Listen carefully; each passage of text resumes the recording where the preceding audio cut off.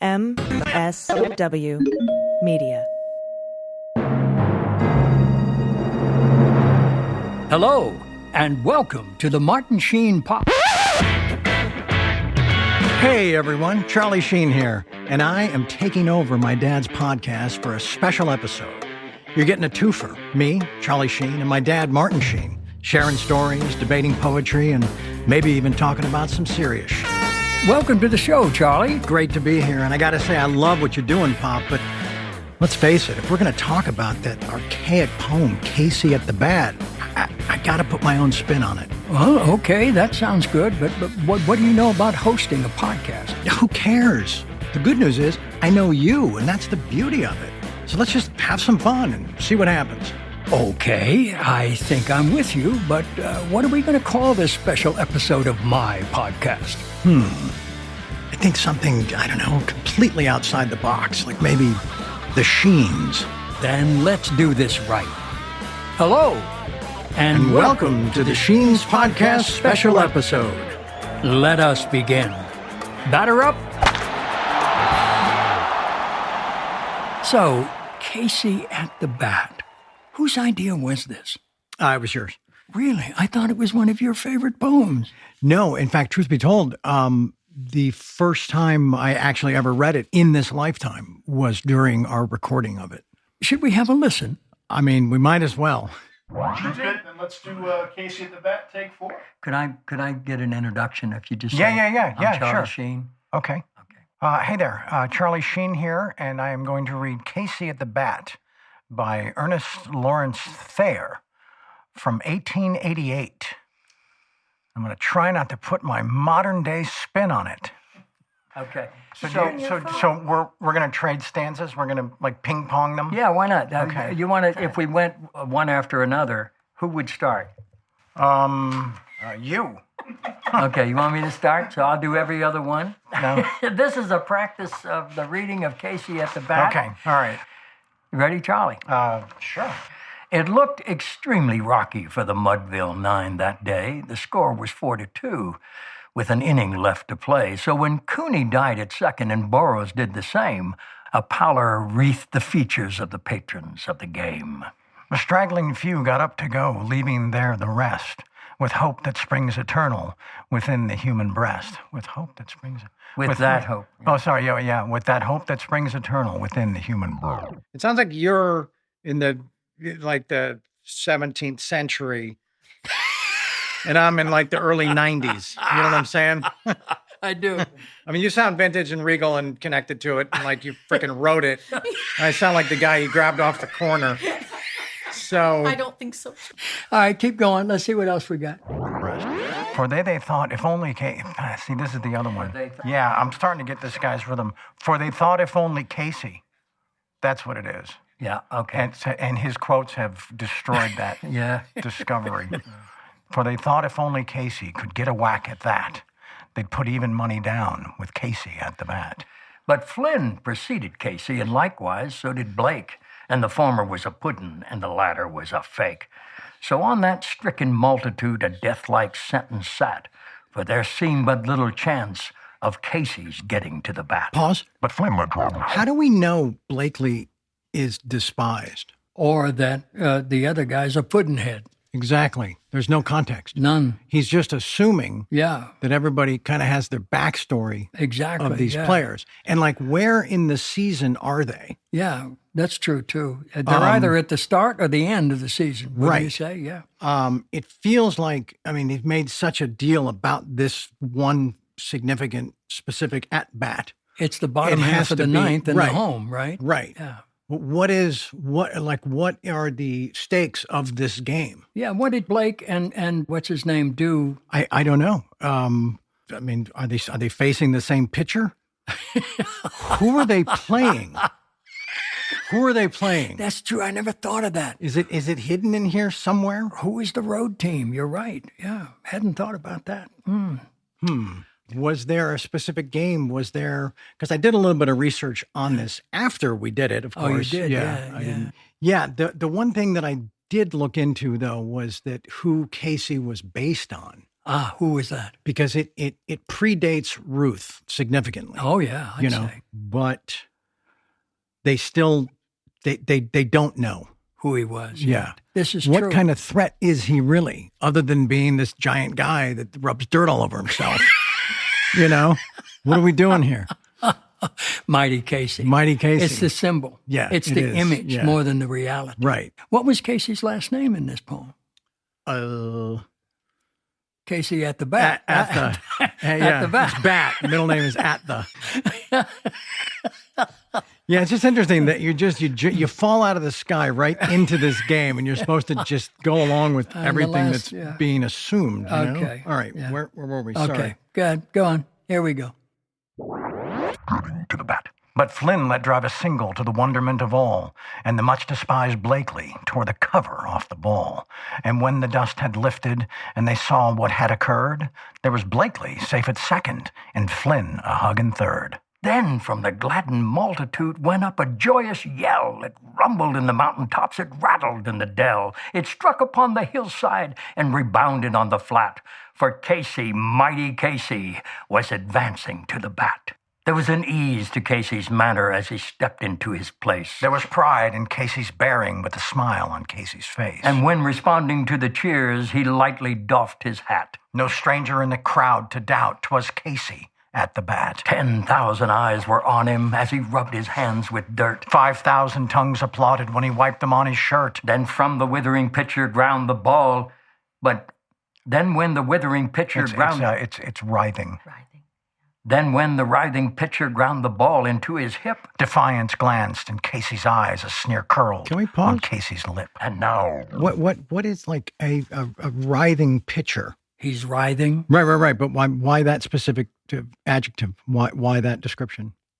Well, he's, It does, generate some curiosity. I'll say.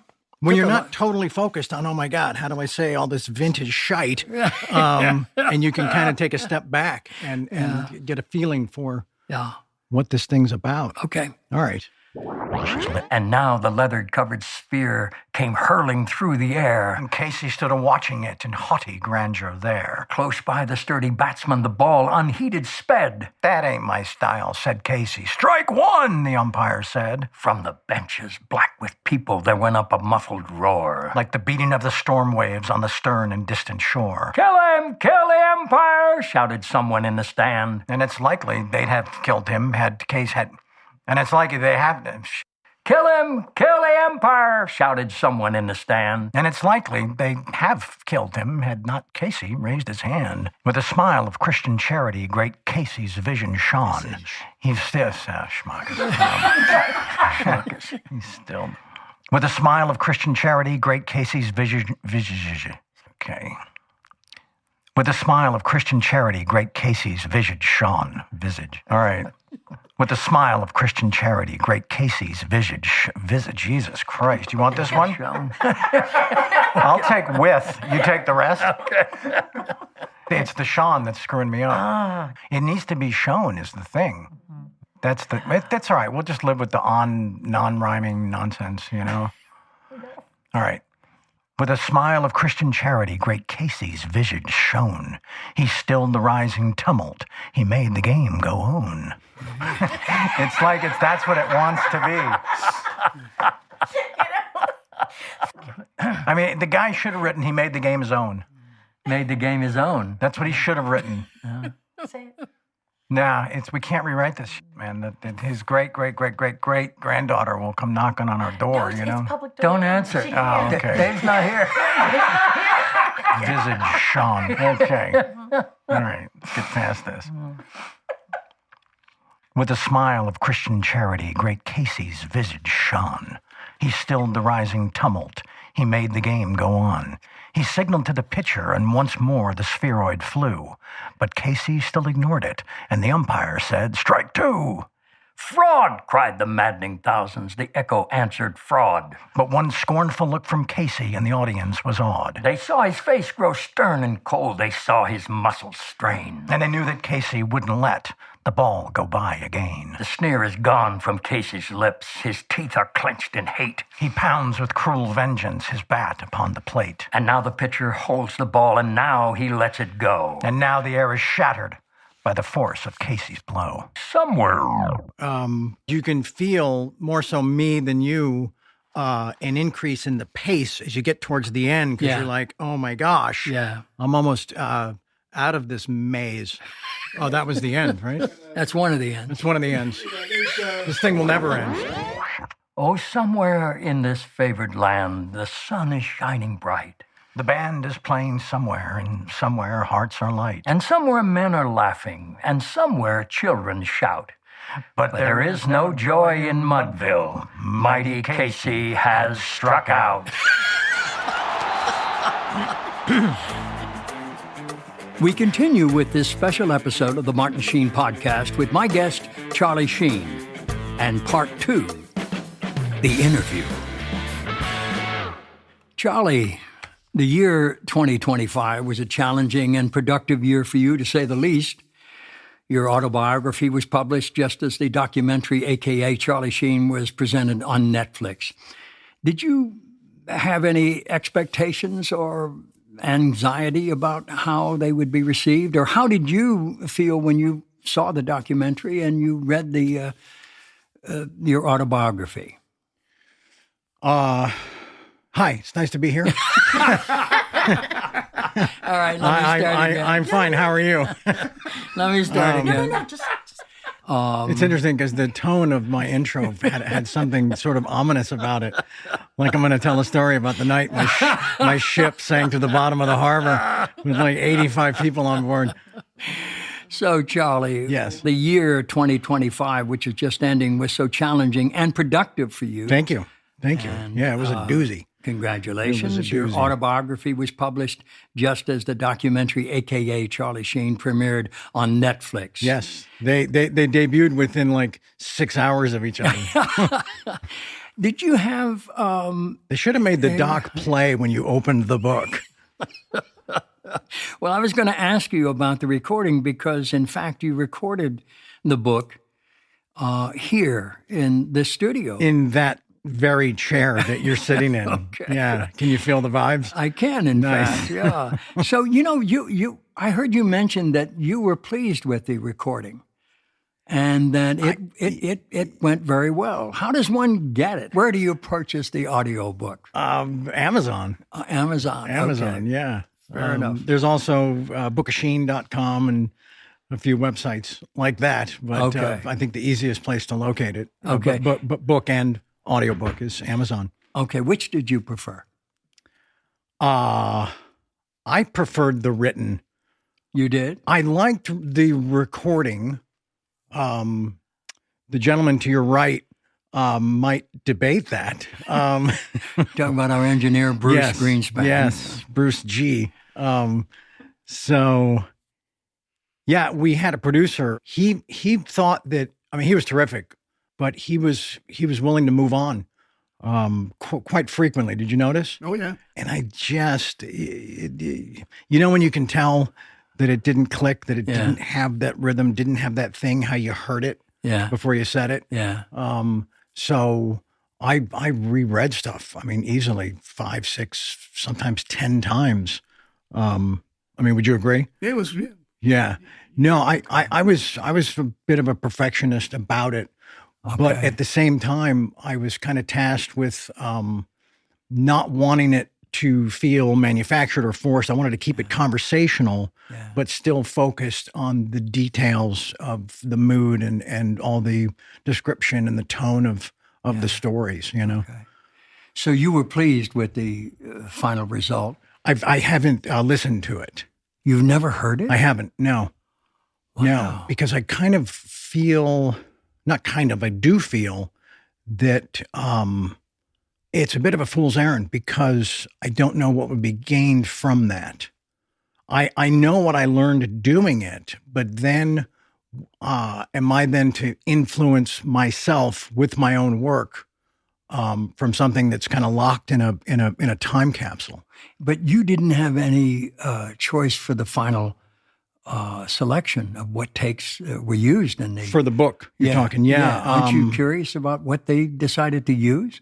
Yeah, yes and no. Because if it stays sort of, just kind of locked in that mystery, then there's no there's no chance for any disappointment.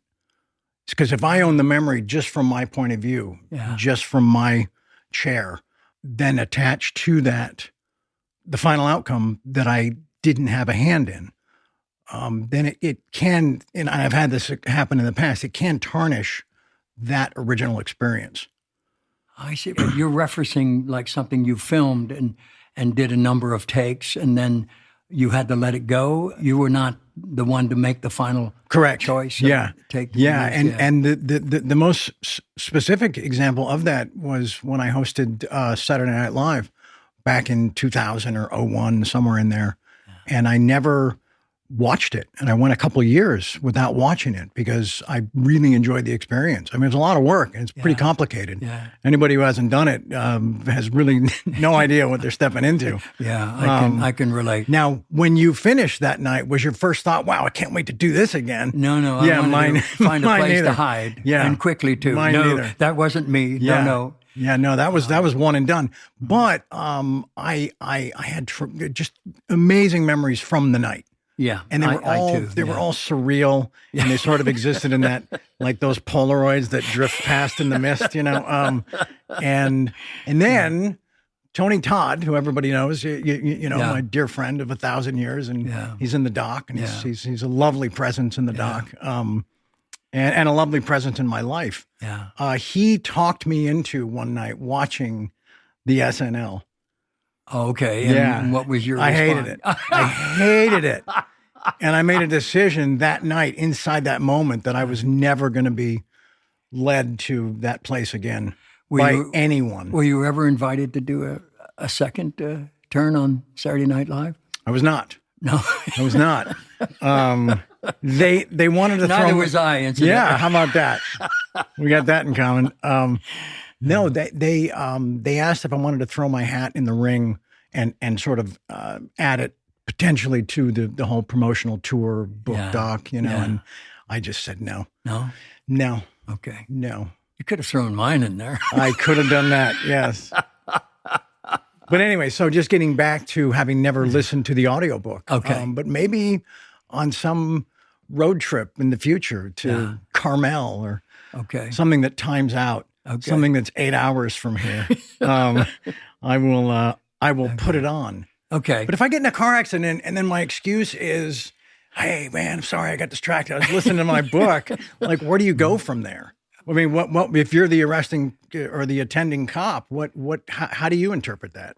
Well, if I arrive and the audiobook is still playing, I think I might be curious as to what are you listening to there, Mr. Sheen?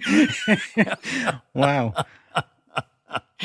But the book made the best-selling list for the New York Times nonfiction. It did, yeah. Of course. Yeah. How'd you feel about that? Were you surprised? It was exciting. Yeah. It was exciting. Yeah, because I think when you put that much work into something and then it's like you got to let it go, you got to hit send to the universe, Yeah, right. That there is kind of that fantasy, that thing about, being referred to as a best-selling author, and you've never done it before and you did it all by yourself. And it's I like, should have all right. introduced you with that. Sorry. No, that's fine that you didn't. Yeah. But it was interesting. I landed at number 4, which is, I think, respectful. I'll say. Yeah. And then the next week, stayed at number 4, which they said they'd never seen before. It either goes higher or lower. It either pops up or just disappears. Yeah. Yeah. And then it went to 7, which was weird. They thought that, because usually, double 4s, then you're out of the top 10. Yeah. And then it hit 7, then it kind of slipped down to number 9. Yeah. And that was great. It was like, that was all I shouldn't say needed or wanted, but that I was more than happy with that first month. All right. Yeah. But the audiobook were gangbusters. And tell us about that, because the sales of that outstripped like 2 to 1. 2 to 1. Yeah. And they don't include the audio numbers as far as the best-selling thing goes. They don't. No. No. So had that been a part of it, it would have been a runaway number one. Yeah. Yeah. And so in my mind, yeah, and I've heard you. face it, I've heard you say that people don't read today. They don't. They really don't, do they? Yeah. And I was a little, I don't want to say abrasive. There's like that one moment that you always drive home with that you kind of revisit, like it could have been this instead of what I left there. Yeah. Maybe should have been that. When Julia, Taylor's wife, was so complimentary about the book. And I was like, oh my God, thank you. I'm so flattered. And then it was revealed about 3 sentences later that she listened to it, Ah, yes, yeah. And then I made a comment, something akin to, but I didn't write the book by speaking it. Yeah. Okay. Did you hear when I said that? Or no. You were in a different room? I was in a different room. Yeah. And, it was kind of assholey, but she got it. But I could see the expression on her face change when she saw that wasn't something that pleased me. Oh, yeah, okay, good. But the step back from that was get over yourself. A woman with a child who's how old? 3, 4, 6. Yeah. Where have I been? Yeah. Anyway, has the energy of a 3-year-old. And how tied her hands are full rather daily. Yeah. And then I'm like giving her grief for not like sitting down and committing to something that requires both hands. Yeah. Yes, it does. Yes, I can attest to that. And you went on the road. You did more interviews for both the book and the documentary than you probably have done for any film or television show or any other event in your entire life. It was a lot, right? Yeah, it was a lot. Can you recount how many interviews you actually did and some of the major events in cities across the United States? Gosh, I mean, I would guess, because it was over the course of like 4 months, right? Yeah. It was the prep for that whole tour started in, mid-July. Yeah. And then started doing some of the lead press, like to print stuff. You appeared on the cover of People magazine. Yes. And then had that big piece in the New York Times, which is pretty good. Yeah. And so that was mid-August, started all that. And then September, October. Yeah, it was about 5 months. Okay. It was a lot. Yeah. I don't know how many I did. I would guess 30. Yeah, okay. 35 maybe. Did you have a favorite one or a show that you would do again to promote something or just to appear again as a guest? I would go back to the guys at KFC at Barstool Sports. They were terrific. Oh, really? Okay. I would do Joe Rogan again. All right. I mean, I'll tell you when we're not recording who I won't do again. So you just out of respect. Not include mine, would it? Not even close. No, not even close. Okay, no. Keep rolling. I hope this is a standing invite. Of course it is. But it was interesting. The deeper I got into it, and the more appearances I made, I started not just focusing on what my responsibilities were to promote or to tell stories or just be, entertaining. I started really clocking and taking in a lot of just the mechanics of the process and the aesthetics. Yeah. And so, there's a few where I spent the whole time, pretending like I was engaged and like passionately remembering stuff and like happy to be there. None of that was true because all I was thinking about was the frickin' chair that I was stuck in. And that these people had a choice, they had the option to choose how many chairs on planet Earth. What are we talking? Several million, conservatively, types of chairs over the years, right? Wherever people sit. Exactly. Yeah. People like to sit. And just that they wound up with, like, they landed on this chair. Okay. Did you feel a lot of pressure with from the chair? No, from the interview. This chair is pretty good. Oh, it is. Okay. Yeah, you're off the hook. Oh, well, you're as welcome as the flowers here. I hope you're enjoying this as much as I am. I am. I'm very grateful to you, Charlie. Thank you. Likewise. But I'm not trying to sound like a ungrateful nitpicker, but it was just sort of from a production mindset, just from a guy that grew up on your sets, then evolved into my own. Yeah. And it's just something I know. It's just something I've expert level. Yeah. It's not coming from a place of judgment. It's just observation and a want for people to stop missing the obvious, especially in a situation that should be more guest centric. Yeah. That's what I found. A lot of these things were more host centric. I see. Did you have a list of questions that they ran by you? Or they would get notes from the publicist, the first publicist, and she was pretty cool, Kate. And then she would tell them, here's the stuff you can't talk about. Yeah. And then they'd come to me and they'd say, well, there's a thing, we got a list of things we can't talk about. And they're talking about And I would say, you can talk about anything. Because the way I approached it, from even the early piece I did with Michael Strahan, he's an anchor on ABC. on Good Morning America. Good Morning America. Yeah. Michael Strahan. Terrific guy. Yeah. Lovely man. Yeah. And I'm a fan as well. Yeah. I just came to this realization, and I actually told this, I said this to Michael's producer. I said, it's, don't put something in a book and a doc that come out basically on the same day and then decide you're not going to talk about the things in both of those projects. Yeah. You can't do that. No. Because she told me stories about people that wrote these super revealing, compelling, very personal books, and then they go is the producer on Good Morning America. Then the author would come on the show and freeze up and say, I can't talk about that. I can't. And then they're like, yeah, but it's right here. It's right here. Okay. It's printed. Yeah. Yeah. Okay. So she found that refreshing. I just thought it was, common sense. Do you have any plans for a sequel? Sequel to the book? Yeah. I think I'd rather just live it. Okay. Yeah. Yeah. That was a challenging aspect of the book, was trying to figure out how to end it. Really? Yeah. And I had a few more stories that I wanted to pad in there, and I actually wrote them and then, read them connected to what was published. What was published, and then read them without, and then the slimmed down version, and then the rearranged version, and I finally just rearranged it right into the trash can. Okay. Yeah, because I decided that it was okay, that there was no wrong way to end a story that's still being told. Yeah.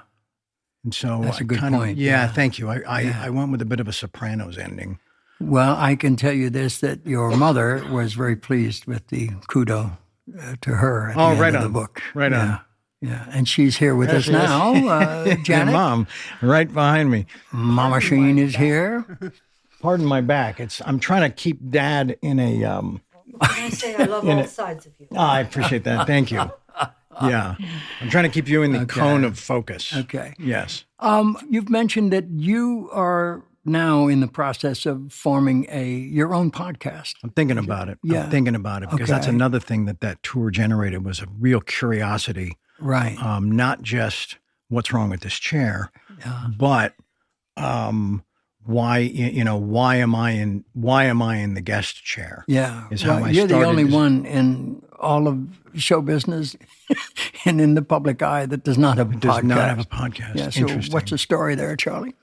I never thought that it would be the type of experience that I'd be drawn to. Really? Yeah. Because I thought, well, geez, and this will sound...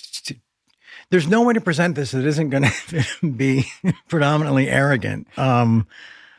People would say, you should do a podcast. And I would say, yeah, but I'm going to run into that thing more times than not, that I'm just more interesting than most of my guests. And yes, I said that out loud in a few settings. I did say that out loud, and I'm sorry. That's why I prefaced it. That's why I had to frame it. I had to tee it up. And I'm okay accepting that that's true. Not today. Not today. It's this not is the one true exception. Today. Oh, yes. so I said much. most of. Yeah. I'm going to get yelled at for that one. Bring it on. Okay, but I will answer all the mail. But let's just talk about the possibility of your doing a podcast. Would it be solo, or would you have a co-host? I would like to have a co-host. You would? Yeah. Male, female? Relative? I don't know. No? I haven't decided. haven't Are decided. you auditioning people? I might be, yes. What are you getting at, Dad? No, I'm just No, fishing about here. I think it's just good to have other people in the room because I watch a ton of YouTube these days, and I watch a ton of these shows, and it's just research. You know, Would you prefer, if you were doing one, that it was on video or Zoom or film or audio like we are? It would be both. Both? Yeah, it would be Okay, audio great. and visual. Yeah. Please stay tuned. We'll be right back. And we're back.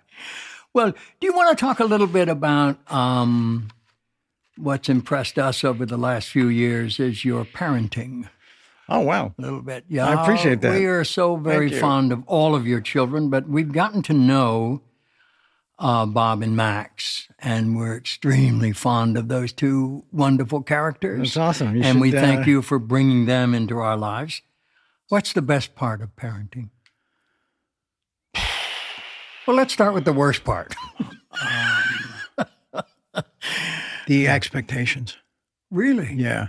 Of them to you or you to them? What I expect from them. I see. Yeah. Yeah. Most of it rooted in absolute fantasy. Give us an example. Please. It's the curse of the Virgo. It's the curse of the Virgo, and just being, wanting, my domestic space, my environment. You're talking about your zodiac sign. Yeah, and just wanting to. What is the Virgo just order? want? I need order. I need physical order. Yeah. I need things where they belong. Yeah. So the chaos of this interview doesn't enter into your This is calm space. very orderly. Yeah, because it's not just about the words; it's about the angle of your mic and how evenly your headphones are worn. I mean, it's stuff like that. It's stuff like that when I talk about the curse of the Virgo. I don't believe it. Yeah, Is this true? these are too far from each other, and that should be next to Moving it. bottles around. Should be and next to it. Kleenex That's bottles better. and so That forth. makes me feel better. Okay, good. But Both of but you. yeah, no, it's expectations and that's on me. Okay. That's on me. Not all of it. Not all of it. Because I don't believe in passive parenting. I think that No, clearly you're very involved, Charlie. Yes. Yeah. But as far as whatever they do is fine. They'll come to it one day. And when they do, I hope we're all there to celebrate. No. Oh, no. That's we're not your doing style. that. No. We're not doing In that. fact, if you don't mind my mentioning, you were very, very involved in both of the lads getting their driver's license. Yes, I was. Recently. Tell us Yes, about I that, was. please. Yeah, it was a bit of an odyssey. Bob passed his written and Max failed it. But then Max passed his behind the wheel and Bob failed it. So do you see how those Legos fit? I see. Yeah. So you saw it coming. I did. Yeah, I did. okay, And yeah. then it was really about timing. And I was having this procedure done and I got back into town on the 7th, because it was the anniversary of Pearl Harbor. December 7th. Yes. And so I had this thing on the 9th. So it had to be done on the 8th. Okay. And so I told Bob, I said, look, you only have to be good enough right now just to pass the test. Then we'll work on like the overall scope of driving. Yeah. I Okay. said, so I think it put too much pressure on him. Okay. I think he overthought it. And what happened? He failed. Yeah. He failed miserably. The guy who I knew was a problem when I met him. Okay. I just knew he was a problem. I knew we were sunk. The guy grabbed the wheel in the middle of a green arrow turn for Bob. And I guess anytime someone that's not the driver in that situation grabs the wheel, it's an instant fail. And so you can't take it again for 2 weeks. It was another thing where Bob was leaving to go to, with Max to go to Aspen for Christmas and New Year's. And so it got down to this thing where there was only one day. Yeah. Because he was leaving the next day and I didn't want this thing lingering. Yeah. Because it wasn't just his, freedom for him. It's freedom for me. For you, yeah. Yeah. And that's not listed in the order of priority. Okay. So, and then there was that incredible, crazy storm, that atmospheric river that drenched the Southland. Yeah. And so the morning of, we were already working out. We got to cancel this thing. We got to figure out then, okay, you're going to get back on this day. And then it's turning into another thing where it's the one day. Yeah. Because you got to schedule these things way in advance. Yeah. And all the weather reports, everybody, everything that we tuned into was saying, do not leave the house today. Stay home. Yeah. And that was the only day that you could get this that we done. could And get so this you done. did it. Yeah. And so you and Bob I said to Bob, I headed said, look, north. this is a much better story to tell later on if it all Okay. goes well, if we just roll the dice and get out there and see what happens. And what did happen? We got there safely. Yeah. He took the test. Yeah. He aced it. Was it raining? It was pouring. Okay. Yeah. Good. He More said power that, to him. He said that there was one moment, one stretch of road for about a mile that they were driving through a puddle, a flooded street, about 10 inches deep. Wow. And but it was cool because it sort of padded. It was cover for any mistakes he might have made. He could just blame it on the weather. Yeah, for sure. know? Yeah. But also good for him that he got his license in conditions like that. Yeah, for sure. Yeah. And then he was like, hey, can I drive home? And I was like, not a chance. Because that's where the story always goes bad. Like someone tells it 5 years later from a wheelchair or whatever. And they're like, I should have driven. I told him when we left, I'm driving both ways. You know what I'm saying? I just said, no, gotcha. this is a complete plan. This is not a Okay, plan right. that's open to adjustments. Okay. Yeah. So are you able to relate your own teenage years or even younger with the lads now that you're in charge? Yeah, no, I can for sure. It's just sometimes telling stories from my youth to my sons,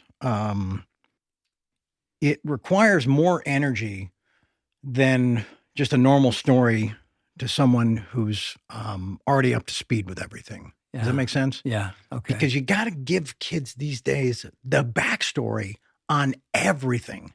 And then if you make, just references or people or whatever, just to add color to your story, you have to explain Okay. Give us an who example. all those people are. Okay. Give us an example. Like if I say, I'll never forget the day I met Gene Hackman. Okay. And who's Is that Gene? a true story? Yeah. Who's Gene Hackman? I'm curious now. I didn't know you met him. I did, yeah. He's one of my favorite actors. Yeah. God rest him. Yeah. He was, I went to Westwood to see JFK. You narrate the opening, Oliver Stone's JFK. Yeah. Okay. Yeah. And I wanted to see it opening day, first showing. Okay. So I was there. Yeah. And I look over and there's Gene Hackman. Watching the film. No, in the street, ready to buy a ticket. Oh, outside. So I walked up and I said, I'm sorry to bother you, Mr. Hackman. And I put out my hand and he looked at me and he says, no autographs, kid. No joke. No autographs, kid. And I said, I'm not looking for an autograph, Mr. Hackman. Just want to shake your hand.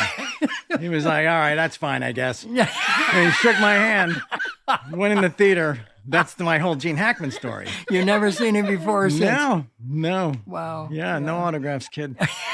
But see, I can't, if I were to share that with them, there's that long detour to explaining, filling them in on Gene Hackman. They didn't have a clue who he was. No. I can speak to them more like in generalized themes, like sports, like don't drink and drive. Okay, And they're like, well, I'm like, I've never had a DUI. No, and people think that's insane when I tell them that. Yeah, a guy who consumed an ocean of booze. Yeah, never had a DUI. Yeah, and I tell them I just made a decision early on, and I didn't have access to, all the ride sharing, Lyft and Uber, and everything else that anybody has today that they have. Yeah. So stuff like that, I can speak thematically. I mean, that list goes on. Yeah. Of my advice for them. Yeah, for sure. I'm curious because your kids travel, all over the internet now. They've been to places that just on the internet without personal experience, and you've actually had some experiences. I've got a list of things here. I wonder if I could run by you and just ask you what it was like being with this gang of gypsies called the Sheens, because we traveled literally all over the world. I'm looking at, you started traveling with us when you were 4 years old. We went to Mexico to shoot Catch-22. Yeah. Then you and I went to Mexico to shoot another film a few years later, just you and I. You've been to Italy, the Philippines, England, Africa, so many places with us. And then on your own, you've been to places all over the world. I'm looking at a note here that Renee gave me. You and I were together on the SS Nimitz. That was amazing. It's true. That was yeah. amazing. In 1979, I believe it Yes. was. Yeah. Yeah. Yeah. We were making a film called The Final Countdown. Right. And you came on board in Norfolk and we went out to sea together. For about a week, wasn't it? Yeah, we were on there. Yeah. And then we flew off on what they call the COD, the COD, which is basically a transport plane that brings the mail and Right, and doesn't use the catapult. no, it's a It's propeller. a prop. Yeah. It's a prop. Yeah, and it flies off the back of the ship. Yes, it Correct? does. Yes. Yeah. Yes. Yeah, And- that was as terrifying, eventful, Let's share that memorable. experience because we had that together along with our Jeff Mann. Jeff Mann, Jeff your dear Mann. childhood Yes. friend. Yeah. Who is he? Do you Who see I him thank these in days? my book. You did, yes. Yeah, just randomly in the acknowledgments. Yeah, he was he was one of the favorite. You know how you bring. Well, all you guys would bring friends home, and I would say I don't want them hanging around. Yeah. but he was one I wanted to see hanging around. We adored Jeff Mann. And just on that note about hanging around, based on a fairly famous SNL sketch, you used to call Chris Penn the thing that wouldn't leave. You remember? I didn't know, Chris. I never said that. But not to his face. Okay, Yeah, I adore Chris Penn. yeah. He was the thing who wouldn't leave. God rest him. No, Yeah. but he was wonderful. Yeah, he was. And you know the thing, you guys shared something, and I don't know if I've ever told you this before, but one of the things that I admired most about you, and that I never told you or Chris, was that when you got caught, you never denied it. It was catching you that was the problem, was the effort. But once you got caught, with your hand in the cookie jar, you never denied it, Both and hands. you took your lumps. So I love that about you and Chris. You know, you guys had these friends growing up, and some of them were lifelong, and he's one of them, and it's sorely missed. Yeah, Yeah, yeah. Daily. really. Well, I think about him a lot, and just Yeah. think about like where, just not where our friendship would be, but I imagine him, what his career would have looked like, or Yes. what type of stuff he would have kept doing. He was a wonderful actor. Yeah. So disarming. Yeah, and very unique. Yeah, He had an energy you couldn't quite yeah. pin down. You couldn't. He was daring. Yeah, he was. His imagination was almost scary. Yeah, well, because- he built a backstory for himself, I think, that didn't exist. Because he kind of turned in, he took on the persona of like a street thug from the East Coast, you know? And I'm like, Chris, we grew up together in Malibu. I mean, at times, the cold streets of Malibu. Yeah, but Yeah, there was no stoop yeah. to like chug Ripple on, That was his Well, it's kind of fantasy. yeah, but no, it's just this, and I think he connected it to his physical size. Yeah, Because he had a problem with the weight. yeah, he did. Yeah. Yeah. Our families were inextricably connected by Yes. by time and space, but also by spirit and energy and love. Which I think is covered in the book pretty nicely. Yes, it is. Yeah. Yeah. Sean and Michael and Chris were the three brothers Yeah. of Eileen and Leo. Eileen and Leo Penn, God rest them. And we have still Michael and Sean with us. Sean Penn is one of the great actors of our generation. Period. The end. Yeah, Yeah. yeah. And I must say, going back to your documentary, his presence in your documentary was so powerful It was money. and credible. Yeah. And we're infinitely grateful to him for he appearing. grounded it He in really a did. way that, Yeah. it was. Yeah, so it's It a was- credit to you and to your relationship Thank you. with him and his brother and his whole family. They adored you. And, on any given night, Chris would be here or you would be there. It Yeah. was all the same. It was, wasn't it was like there was a tunnel between the two houses. It's true. And you guys made those And we would movies have dug it. Yeah. We would have dug that tunnel. Yeah. Yes. But And, just on Sean for 1 second, when I called and asked him, and you know how this is, it's how uncomfortable that is to Yeah. asking a giant favor from someone that From a involves, giant, yeah, from a giant. His response, it wasn't like, yeah, let me check my schedule and call you back. It was essentially where and when. Oh, wow. Yeah. Where and when. Yeah. I was like, oh, damn, thank you. He was like, of course, come on. He didn't even really ask about what the doc was or who the director is or what's the, what's my role in it. He was just like, where and when. Good. Yeah. Well, we're eternally grateful to him. He's a dear man, a brilliant actor, and an old and valued friend. And, Agreed. so What were we talking about before that? we were on the Nimitz. we were on the Nimitz. Yes. We yes. took off on a cod on the Nimitz in the summer of 1979 into one of the worst storms I think I've ever witnessed. Yeah. And this little plane got buffeted around, and suddenly the top blew off. The cargo door. Yes. Yeah. On the top. Yeah. And we couldn't get couldn't above close the it. storm. Yeah. Couldn't close it. Couldn't get above the storm. Yeah. So we could pressurize. Yeah. So we and flew through the storm. Just under it. Yeah. Yeah. And But when that door blew and all the wind rushed in and all the audio changed and everybody's expression, I mean, did you think in that moment? this is eternity.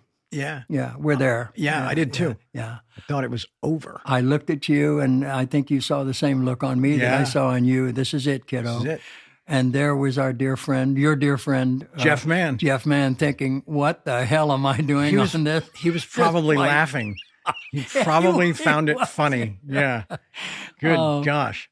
So, all right, we're conjuring up some wonderful experiences here that you've had in your childhood. I assume they're wonderful. Most Yeah. of them were. Yeah, for yeah. sure. Do you have a favorite memory of where you were, what you were doing at a time and place that no one knows about? It's I don't know if it's one memory. It's more about just the simplicity of things. Yeah. It's more about feeling completely connected to everything we were doing. Building the fort or riding a bike or chasing a girl or, scoring dope or whatever. When dope was still weed. Yeah. And just the innocence of all of it. There were no, and it's, the kids today don't understand like how you could possibly schedule anything with any success without technology involved. Yeah. And it's really hard to paint the picture for them about, well, it wasn't really about that. You just told everybody, all right, we're going to meet at Dave's, then we're going to hit the deli at 4, and then we're going to go to the movie, and by the time you got to the deli, if somebody was missing or, hadn't shown up, usually a guy in an apron would come out, tell, hey, Eddie's mom just called and he's running 20 minutes late. You know what I'm saying? There was a way to stay in touch. There was a way for your plan to stay cohesive. Yeah. There were no cell phones. There were no cell phones. Yeah. But then, but everybody was at the dinner table at 6:00. Yeah. Right? Yeah. For the most part. Yeah. You're right. I do think that the cell phones, particularly the iPhone, is one of the great inventions ever. Really? And contributions. Yeah. On the other side of that coin is the exact opposite. Yeah. I think it's a black hole into. Are you worried about your children and their involvement with the AI and? I mean, it's but not to the degree of being, overprotective or super paranoid or any of that stuff. Because I have confidence in the stuff they're learning from me that doesn't directly relate to any of that tech, but is just more about character and nobility and responsibility and that respect. Yeah, I think those virtues will have a hand and stay present. Yeah, in and around whatever those darker aspects might be of the technology. Yeah. Does any of that make sense? I think it does for one who doesn't have a clue about technology. Yeah, no, there's times when I'm like, Dad, get a phone, get connected. You could FaceTime all your grandkids. And then there's other days I'm so jealous that you don't have anything to do with it. I'm not proud of it, but I tell people if I owned a computer, I wouldn't know how to turn it on. And it's true. Charlie, it took me 5 years to explain to Dad what a podcast was. Interesting. So, Interesting. to really explain to him what it was and what it could. And essentially, he's still doing radio. Exactly. That's true. That when we started this podcast, my whole image of doing it was the imagination, to try and awaken the imagination of the listener. Right. Because that's what I grew up with. And that was the most exciting thing, was because you formed it on your own from what you were hearing. Sure. And then you visualized it and you held that image, So much like me telling my kids, we built a fort that day and, so-and-so fell off his bike and, just a story. Like, so you and your pals would be like huddled around a radio, like the size of a lazy boy, listening to the news, console. Right? Listening to ball games, the news, everything, performance shows. Yeah, they had series, regular series on different nights of the week. My favorite was Sunday night because that was Jack Benny and Fred Allen.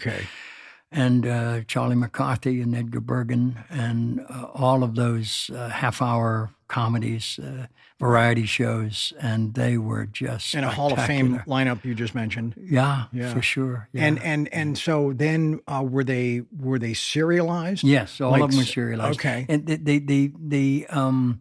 the big shows for kids were on Saturday morning. Okay.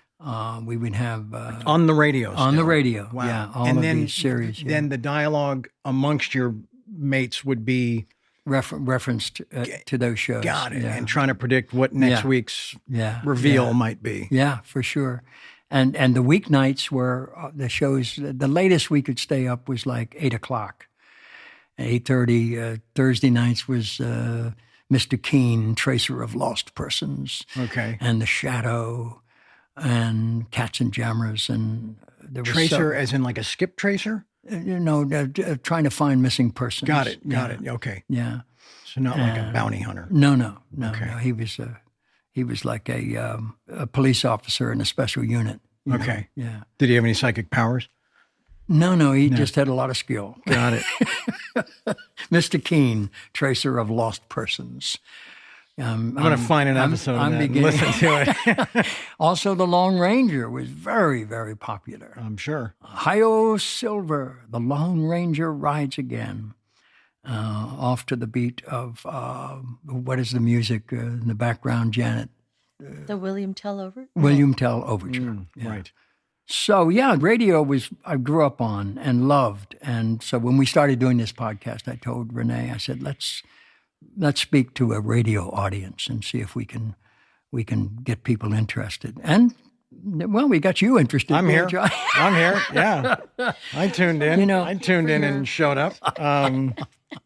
So, Charlie, you are now in the process of forming your own podcast. Well, I'm starting to imagine it. Doing a and I'm podcast. Starting to feel what it would be like in the room with those responsibilities. Okay. Would there be a theme? I don't know. I'm not gonna go down a political lane. No. I think it's a crowded house, and it's just not something that I don't. Yeah. There's people doing it, expertly on both sides, and there's no reason for me to try to add anything to that. Yeah. I think more sports, pop culture, film, music, film, stuff like that. Stuff I can speak to, stuff I'm passionate about. Yeah. Mm-hmm. I think people would tune in. What do you think? I think they tune in out of curiosity. The trick is keeping them there. Yeah. That's the trick. Yeah. Yeah. Well, you are so open and receptive, and you have such a wealth of powerful past and imaginative storytelling and reality. And, there's really a wonderful mystery that surrounds you, Charlie, that comes through when one gets to spend time with you and exchange ideas and stories. Thank you. I appreciate that. It's very engaging. I wonder if you just want to gloss over some of the the places and some of the people, some of the memories from locations that we did together. Just share some of those. I just want to run back to Mexico in 1969. You're 4 years old. We're in a place called Guaymas, and I'm making a film called Catch-22. Yes. And you'd been wrenched out of your home in January of that year. Yeah, it's in the book. Yeah, it's in the It's book. in the book. There's 3 questions. And what are those questions you were asking me every morning? Where are we? Yes. What day is it? Yes. When are we going home? Okay. Yeah. Home was New York City, and the current location was in Guaymas, Mexico. Right. And then we came to Los Angeles, and we kind of made a permanent home of it. Yes. We didn't go back home. Now we had a new home. What Right. was that about? How did you feel about that? I don't remember a lot of it. Okay. Because if you recall, I had to kind of switch hats from author to journalist when I would come interview you and Mom just for the backstory stuff, right? Yeah. Just out of respect, just not to not get it wrong. Yeah, right. For your book. you're Yes. talking about. Yeah. Good. So I remember taking you to New York. I was doing a play in 1969 in New York called Hello and Goodbye. Okay. And I took you with me, and we stayed with a friend, Judd Jones, over in New York. Okay. And you were 4, maybe or 5. Okay. Yeah. Yeah. And one day you came to see the play, chaperoned by my sister Carmen, and you Okay. started yelling at me on stage from the audience. During You the play? Yes, you Oh, what a remember that. mess. Yeah. No, but I do have a specific memory from that time. What is it? It's you.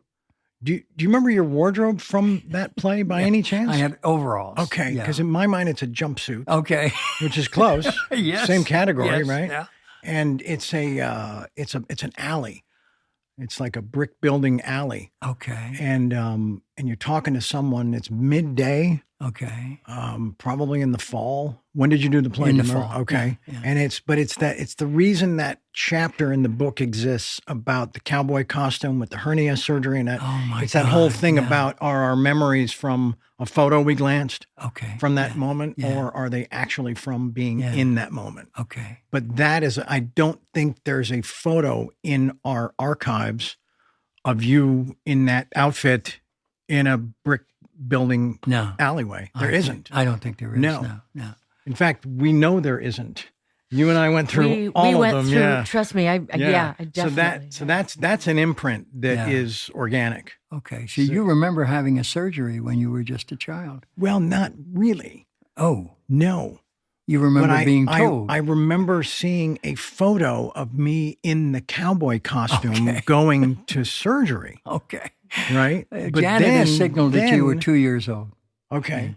But then come to discover, after I've written the chapter and we're ready to go to print, that no such photo has ever existed. Uh-huh. How about that? Wow. In your mind. Yeah. Okay. Wow. But like saw it in an album. I know the color of the table. I know the color of the Wow. album. Yeah, it's Yeah. really wild, Oh, wow. the stuff the brain does, It's especially with amazing. memory. Yeah, the mystery. Yeah.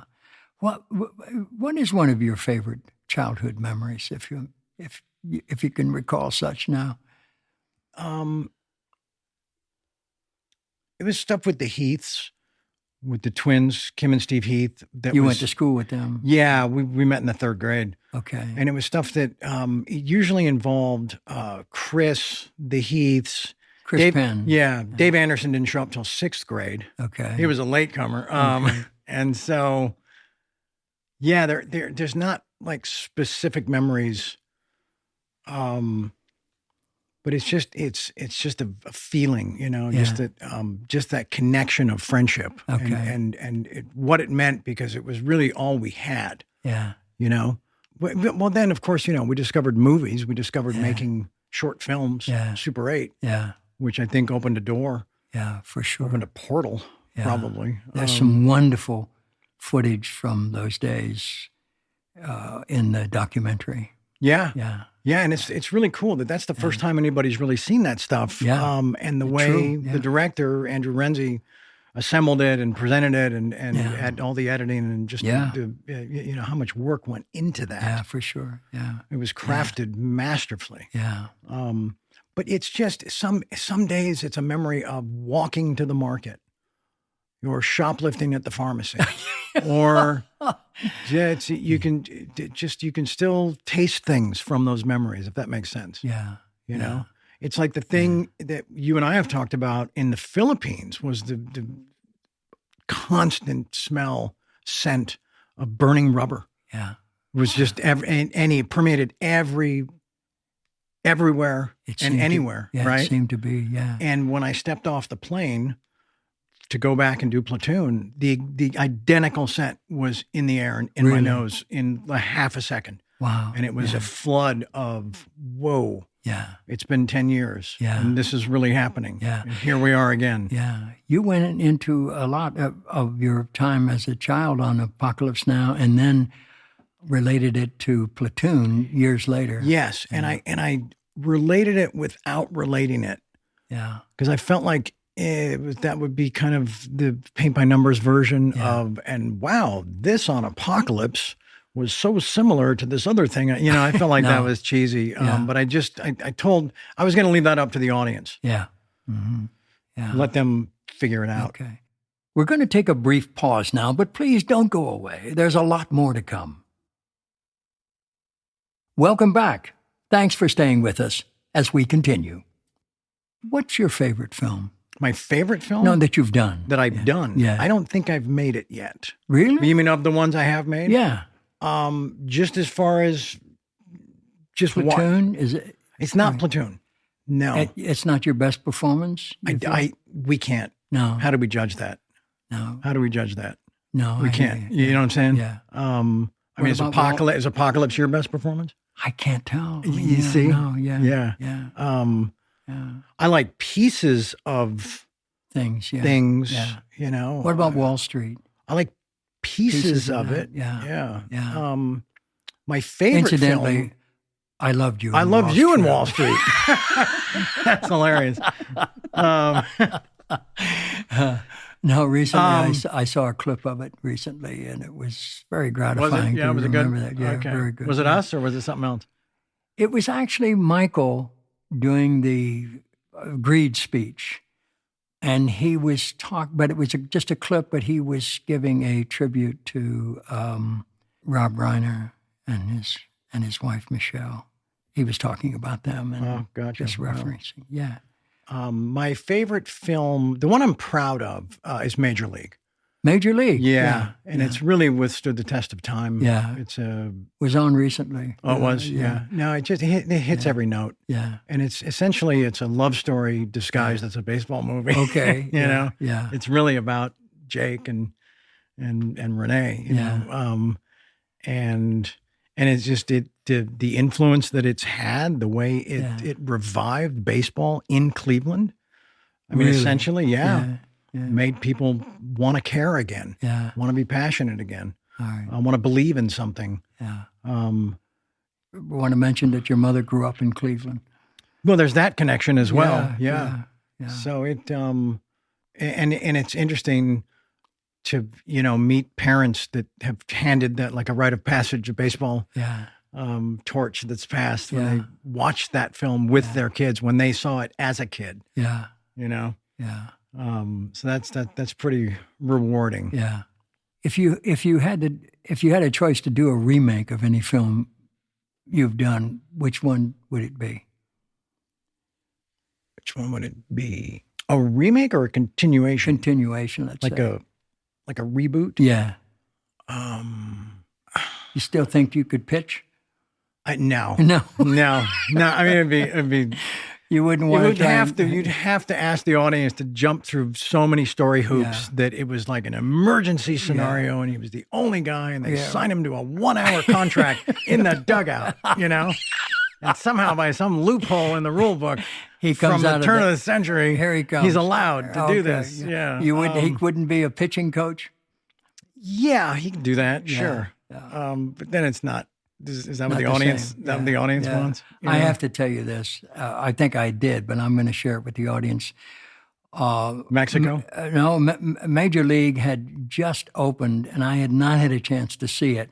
And I was driving somewhere through the Central Valley in California, And I was passing a remote, mall area, and the sign was advertising a major league and the times. And I looked at my watch and I said, oh my God, yes, I can see Starts it in now. 5 minutes. Yeah, it starts in a few minutes. So I got off the freeway. Was it a multiplex? Were there It was. There were a couple 10 other films playing that day? Not 10, but there were a few. And I got a ticket and I went in. Was there anybody else in there? I was one of two. Oh, that's kind of cool. Yeah, it was a couple. I think it was a mother and daughter and myself in this empty theater. And I watched with fascination. And when you came out of the dugout to pitch as a reliever, Right. and you made that walk across the outfield and made your way to the mound, and the audience is screaming wild thing. Yeah. I broke into tears. That's awesome. With such joy and appreciation and love for you. Thank I you. thought, oh my God, if this were happening really Right. in a ballpark anywhere in the country, and I couldn't have been prouder of you Thank you. coming out of the Thank you. bullpen, making your way to the mound. So you felt what a father feels when Oh, their my kid makes God. his debut Very in much so, the big yeah. leagues. What a That's trip. one of my favorite memories of all the work and some of it brilliant that you've done in Thank films. you. Thank Yeah. you. I appreciate that. I'm very proud of that. Yeah, it's funny because I talk about that because people, I do these, speaking engagements and Yeah. stuff like that, and everybody wants to talk about that moment. And oh my God, It is a moment. how did yeah. it feel? Yeah, I'm like, well, it was about 4 a.m. We only had And it about. was in Baltimore, wasn't no, it? it was in Milwaukee. It was Milwaukee. Yeah. Yeah. Don't let the Cleveland fans know. I know, Yeah. I know. Okay. It's funny because there's a line in Stripes that Harold Ramis has, and somebody like Bill Murray mentions something about Milwaukee, and Harold's like, Milwaukee? I got my ass kicked in Milwaukee.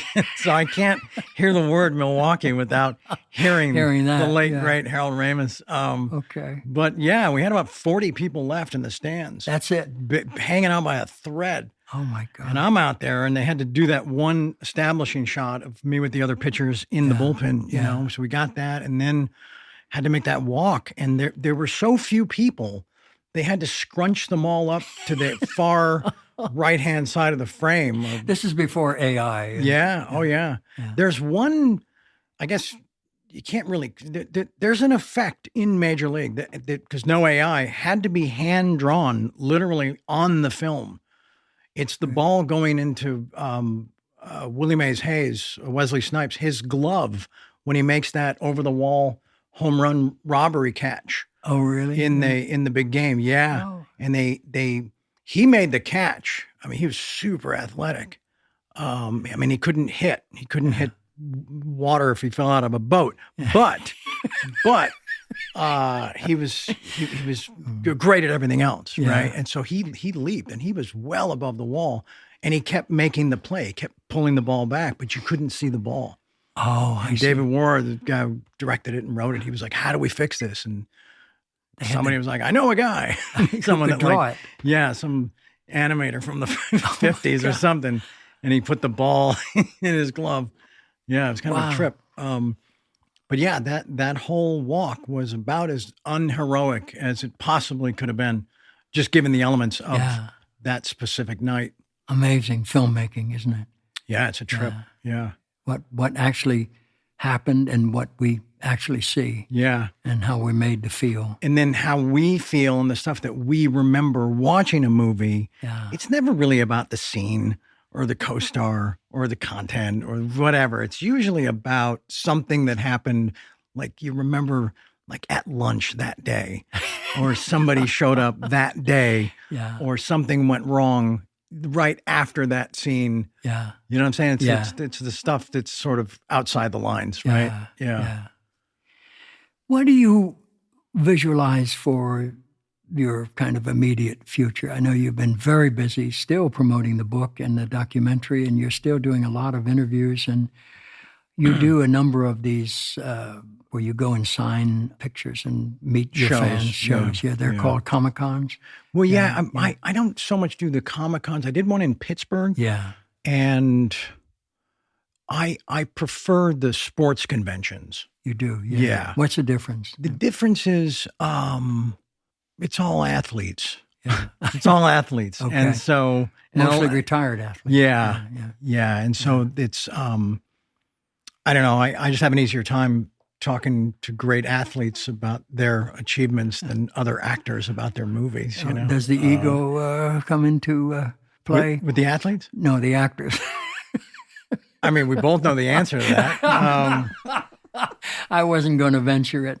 And then I it's hear like, you. how loud can you ring your own bell when you're at a, Yeah. it's a autograph convention? Yeah, yeah. But it's There- all right. Everybody yeah, does it. yeah. Right? No shame there. No, of course But not. but yeah, so with Major League, with 8 Men Out, there's the the baseball connection, obviously. Yeah. And so it's nice to be able to slide right into those kind of shows. Yeah.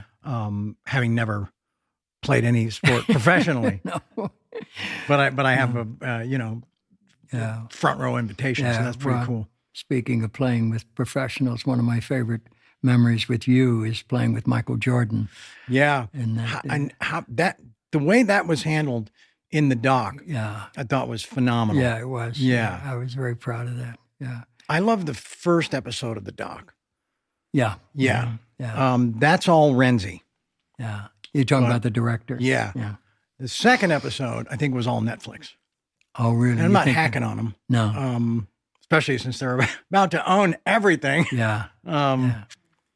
And so, yeah, I just felt it was more TMZ-ish Yeah. than it needed to be. Yeah. And it leaned into stuff that people were like so familiar with and probably bored. Yeah. It didn't like generate, it didn't pull the curtain back on like, super insightful stuff Yeah. that was like Yeah. revelatory or Yeah. oh, now it makes sense. You know what I'm saying? Yeah. It was just it felt like just retread. Yeah. It felt also ran. And, but that's the deal. That's the thing. That's the way it goes with that company. Yeah. The director no longer has creative control. Yeah. Mhm. You have any aspirations to direct? Yeah, absolutely. Yeah. But it had to be something that I'd written Oh, okay. because then I've already seen it in my mind. Yeah. Then I've already built, Okay. pretty much seen every shot Yeah. and at least have a sense of, I've already felt every scene. You've actually been directing since you were a child because all of those Super 8 movies that you did with the lads. They required some measure Direction, of yeah. direction. Yeah, Yeah, you're for right. sure, You're yeah, right. And then, as you well know, we've found ourselves in a lot of scenarios with a air quotes director who we just, we had to help them out. we had to help them out. Yeah, Make them think it was their idea. exactly. Yeah, and then we worked with a lot of brilliant ones. Yes, we have. Yeah. For sure. Who's your favorite director? Phew. Not that you've worked with, but just in his career. Spielberg. Spielberg. Yeah. Yeah, really. Spielberg. You Yeah. ever met him? Yes. What was he couple like? times. He's terrific. Really? Yeah. Yeah. Yeah. Yeah. Terrific. Yeah. Yeah, I agree. I worked with him. I was very proud of it. Yeah, no, it's Yeah. amazing. Yeah, he's very disarming and very sweet man. Yeah. Is he efficient? I mean, is it like you show up and you start and it's just like it Extremely. doesn't stop? It's Extremely. Just, wow. Yeah, yeah. There's And never a moment where nobody knows what is No. happening next. And it's a lot of fun. Yeah, He's what a a lot trip. of fun. Wow. Yeah. I was very fond of him. So you want to talk a little bit about projecting yourself into the future, where you are now, where you'd like to be, and how you might ascend to that image? What have you got in mind? Anything professional? I know you're working Yeah, on no, a, well, you read the script for yeah. that TV show, which I Yeah. think was pretty good. Yeah. Say the name of it, please. It's called Happy Jack. Yeah. Yeah. And what is the It's scenario it's there? a family sitcom. Yeah. And it's about a guy who kind of struck it rich with a booze company Yeah. that he named after himself. Yeah. And his business partner is his straight-laced daughter. Yeah. And his more bohemian daughter is out in the world pursuing a musical career. Okay. And just in the middle of it, she comes home Yeah. to announce that she's met the man of her dreams. Uh-huh. And they're going to get married, and they just wanted my blessing. Yeah. And the guy steps in, and he's my age, and she's late 20s. And so, but you as the father, you own the bar that will not carry my booze for reasons we'll find out later. But written by Jim Patterson, who was one of the head writers on 2.5. Yeah. He has a show on ABC right now, Shifting Gears. Okay. He ran a show on Netflix for 7 seasons called The Ranch. I mean, super qualified, top shelf showrunner, terrific writer, and just wants to bring something kind of like what we did back in the day, bring something to that world that's desperately missing right now. Yeah. I can't watch this. I can't. I even tell Jim, and I'm a fan of Tim Allen, but trying to watch any sitcom these days is work. Yeah, it's work. I wonder how a joke made it from Monday to Friday when I'm watching these shows. Yeah.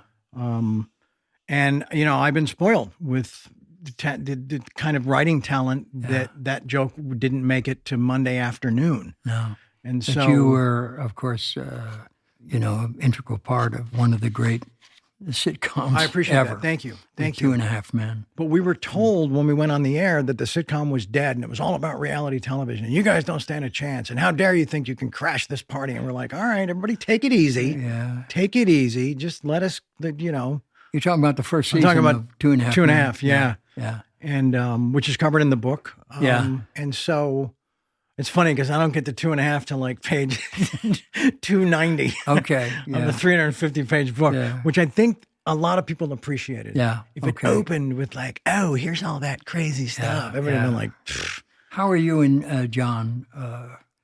I think we're good. I mean, we don't really yeah. hang out or talk, but I loved that he showed up for the doc. I thought that was super he's very generous. And very much so. I mean, he's still taking shots. He's still taking shots in the doc, but whatever. Yeah, okay. Yeah. Whatever. Okay. I've weathered worse.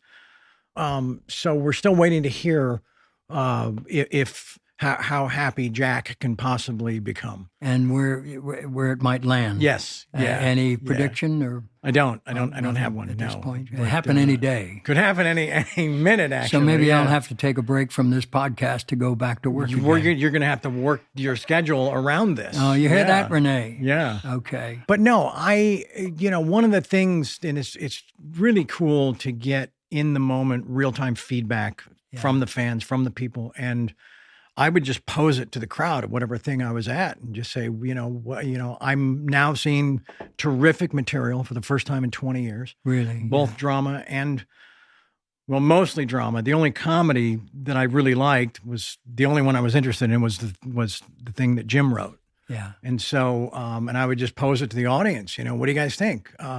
You want the platoon me or you want the guy, the piano player in the bowling shirt, And they were like, that guy. That guy. And so yeah, it's so there's still a thirst for it. Yeah. For me to deliver some laughs. Yeah. Well, you stay in great shape and you have a very open and kind of honest personal opinion of yourself, and it's very gratifying. Thank you. You're ready to go right back in. Yeah, no, it's the thing that athletes talk about, stay ready so you don't have to get ready. Yeah, yeah. And I get that. Yeah. I get that. Yeah, you clearly have been working out and being conscious of your feeding trough, if I may. Thank you. Thank you. No, I wanted You look terrific. I appreciate really it. Thank do. you. Yeah, Thank you. Yeah, I knew how demanding the tour was going to be, and I knew what it was going to require physically, emotionally, psychologically, and just did things to prepare. I traveled with a portable sauna blanket. Really? Yeah.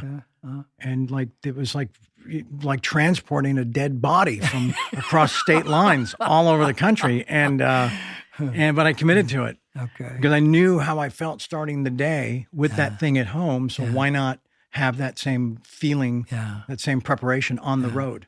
And I did. You did. But I was just a couple weeks ago, I was thinking back on some of these 2-week chunks, or the thing that would involve 5 cities in 6 days, and just the amount of books that had to be signed, and the amount of smiles that had to be performed. Exactly. And just keeping the momentum and And how I dealt with most of it was just handling what was right in front of me. Yeah. And that's not an AA thing. No. That's just a pacing thing. Yeah. Because you start looking at the whole mountain and you quit. Yeah. You start looking at the various, what do they call them? Various plateaus, your obstacles. the obstacles, the campsites, whatever you want to, how you want to look at that. Then it's a lot more manageable. Yeah. You suddenly it's like your next stop is the summit. Yeah. But yeah, as far as would I go back on television? Absolutely. Would I do a super cool film with the right director if it was offered? Absolutely. Yeah. That said, I'm not going to say but. We all, as a species, have to get out of the habit of saying but, because it discounts everything you just stated.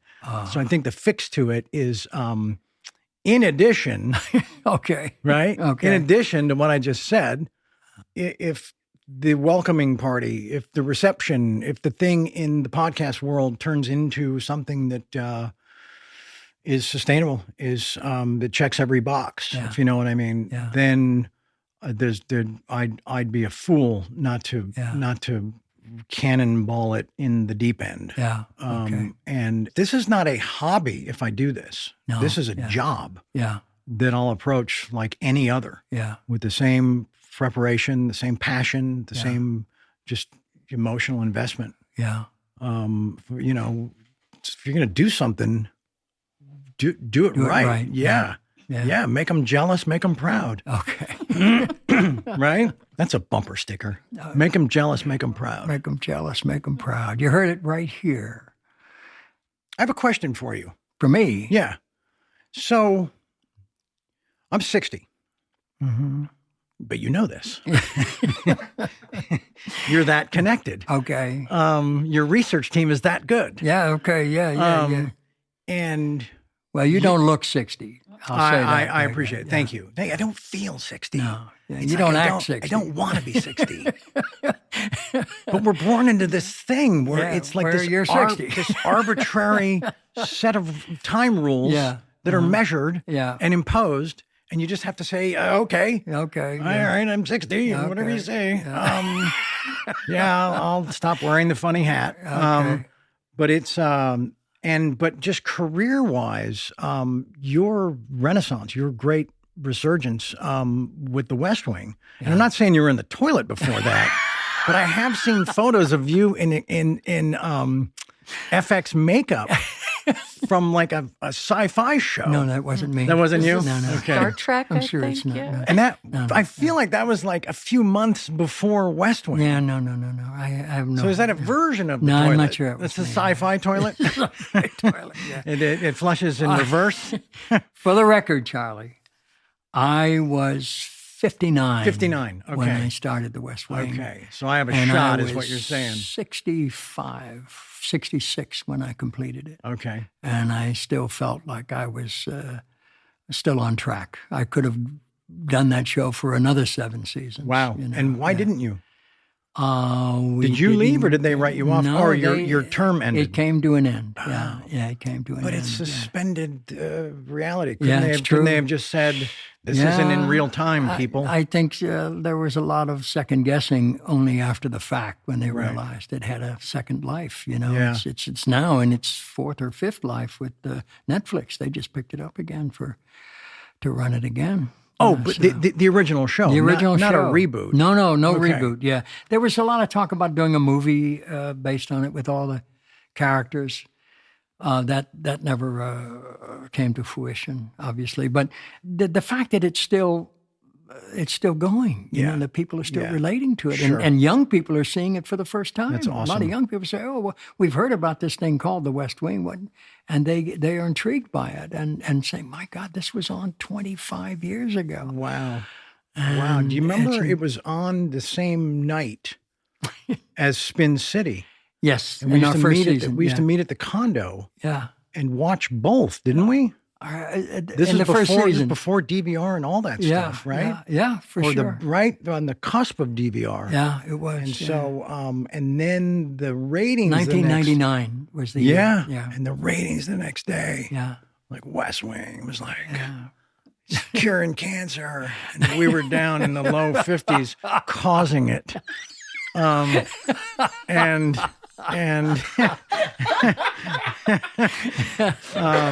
but we had laughs about that. We didn't did, yeah, we did a lot. Yeah. And then we were on we were on at almost the same time on different nights of the week. We premiered on Wednesday nights. We weren't a competing time slot. You guys weren't on Mondays. You're talking about Wednesdays. But you were never on a Monday on West Wing. No. Okay. No, we were. So I never got a chance to repay that, to close that circle with 2.5? No, afraid not. No, Got it. Okay. No. But 'Cause we would've. remained the number one drama, and you remained the number one comedy. What a trip. Yeah. I don't think Sitcom. that's ever happened before. Not for fathers and sons, not that I know. No. So we got the Vietnam thing. We got that. We got That's that. done. We got that. That's done. Don't even... Yeah. A message to all father-son actors out there. There you go. Stay away from Vietnam. Please. It's done. Yeah. And the network television thing. Yeah. We have that. We have that. See, people don't talk about this stuff. Well, enough. we are now. Yes, we are. So, yeah. Yeah. Put these guys back on television. Hello. What the hell? What more do we have to do? Yeah, I can still get coiffed. Right? But just part of that last question was, did you feel that you hit a stride that you didn't know was there, or you knew was there and you were excited to be able to activate it? I knew it was there. And Okay. I couldn't believe it was actually happening. Wow. And I couldn't believe that the show would be a commercial success, that we could actually sell cars or insurance or prescription drugs by doing a political show called The West Wing about a Democratic president who was a practicing Catholic and who had this extraordinary staff. You know, it was a dream. It was the most extraordinary part of my professional life and my personal life as well. Amazing. Because it was unbelievably satisfying. And here's an unanswerable question. Could it have worked without Aaron Sorkin? No. Okay. No. He was the reason. Got it. That Yeah. it happened. Yeah. And I was Then, often asked, you know- would I have done it if it were a Republican president? And I said, if Aaron Sorkin wrote it, of course. Yeah. Because he was that fair. That's a trip. Yeah. Wow. And that skilled. And that talented. Yeah. But then, so who cares what he's doing to get his mind to a place where he's creating that level of entertainment, right? So he's, walking through a security thing and a bag of mushrooms falls out of his pocket. So what? Yeah, so what? You're right. So what? Yeah. But And it was, they tossed him to the...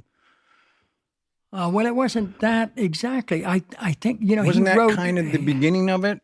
That was a deeply disturbing and a crisis for him, Right. in his own personal life, but not Right. his professional life, because he just didn't skip a beat. He did whatever he wanted. What yeah. happened? Well, he wrote almost every episode for 4 years. Wow. And he was struggling. Sometimes you know this from doing 2.5 Men, how changes are made right up to the moment you start filming. Sure.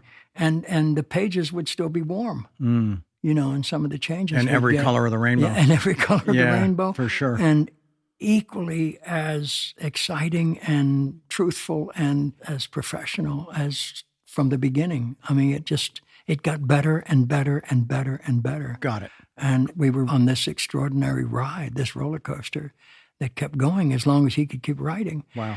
His term ended in 4 years, but he still... But if I was running the studio or the head of the network or whatever, and the Vegas thing happens, I'd have been like, okay, so what? Yeah. Look what this man is delivering. Yeah. Nobody change a thing. No. Stay out of his way. Yeah, true. Yeah, that's the way we felt. Yeah. And, hey, Aaron, fly private. That's my advice. Not a bunch of AA Aaron, fly private. Okay. And think about it. Nothing changes. No, you're right. Everybody's still kicking ass, There right? you go. So Yeah. anyway, okay, so that's something I have to look forward to. Oh, you do. Because I'm feeling the same thing. You are. Good. Yeah, that there's a lot there. Yep.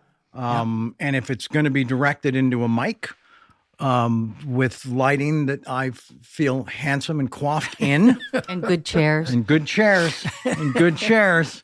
Maybe that's the title of that's the name chairs. of my podcast. Good chairs. Who chairs? Anyway, so like that. Yeah, if it's speaking to a guest with a microphone or a co-star in a fake living room, I'm ready to go. Okay, I'm ready to go. Speaking of a co-star, do you mind if I inquire about your bachelorhood? Is there anyone that you're currently involved with that you want to share? And there's nobody. there's nothing scandal-ridden. That's okay. Nothing There's at nobody. All. There's And nobody. It's interesting. Didn't start out by choice, but was maintained by choice. Okay. Yeah. Because especially writing the book and all the research for the doc, and there was a common denominator. Yeah. There was a thing where most of actually every story that involved a female accomplice. Yeah. And so I thought, all right, and that's the thing that usually led to a lot of those episodes. Yeah. I'm not blaming anybody. I'm just saying it was that was a very significant plot point. Yeah. Right. Okay. And so I thought, all right, what's the one thing I can actually control as far as making sure that I only have to verify one story, my own. Yeah. And so, all right, I'll do this alone. I'm going to do this alone, and therefore just get back to a place where I can thrive. Okay. The rain, like on cue. God is like, yes. What's coming down? Yes, stay single, Charlie. Yes. The plan is working. So, yeah. And if she's out there, great. But it's also not something that I'm not one of these guys that has to have a partner, has to be in a relationship, has to always have somebody there. Yeah. And some of that has to do with the energy, with, being a full-time single dad, and just not enough room in my car. Literally and symbolically, there's not enough room in my car. And I just got a smaller car. I saw that. It's a nice smaller car, still a Cadillac. Yeah. Do the lads ask about that? Yeah, ask never. about that. No. They never say, "Hey, Dad, where's your girlfriend?" Like ever. None of that. Huh? Nothing. Okay. Nothing. They don't even care. I think they like having full access to me. Oh, okay. Good, I'm not saying they're hoarding me. No.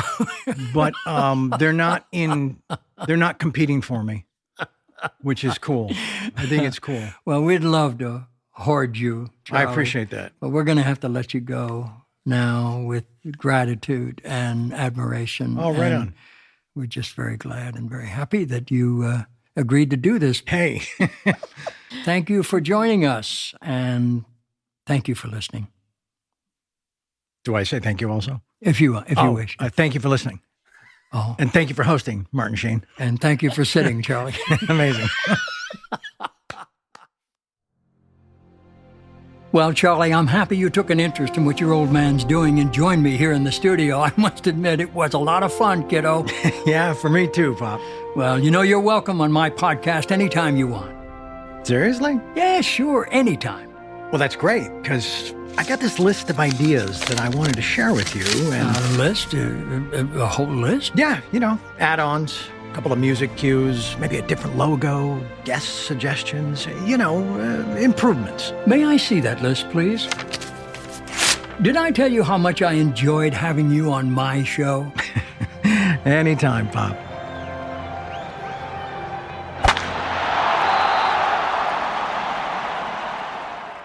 The Martin Sheen Podcast, all rights reserved. No part of this podcast may be reproduced, distributed, or transmitted in any form without prior written consent of the author and TE Productions.